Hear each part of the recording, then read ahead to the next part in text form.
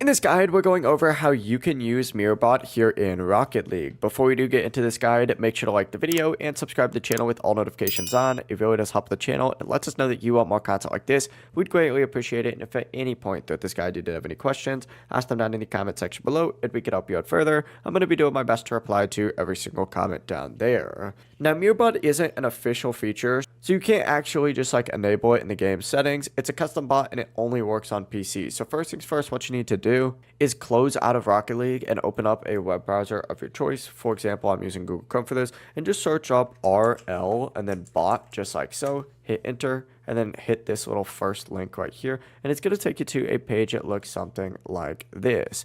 What you need to do is download this by hitting download RL bot for Windows and wait for it to download up at the very top, and then select it to open it up and just go through the installation process. From here, go ahead and launch the RL bot GUI program. It's going to look something like this just to make sure everything is running. And essentially what you need to do is find the MirrorBot on there and just add it to a team and put yourself on the opposite team. And you can do this through Rocket League itself, so relaunch that. Go into a private match, obviously, because since this is a mod, you don't want to use this for online play. And what MirrorBot does as we get loaded back in is it copies your movement, making it great for defensive practice. And that really is it. If you guys had any questions, just ask them down in the comment section below and we can help you out further. I'm going to be doing my best to reply to every single comment down there. Before you do leave this guide though, make sure to like the video and subscribe to the channel with all notifications on. It really does help us out. Let us know that you want more content like this. We'd greatly appreciate it. Have a great rest of your day though.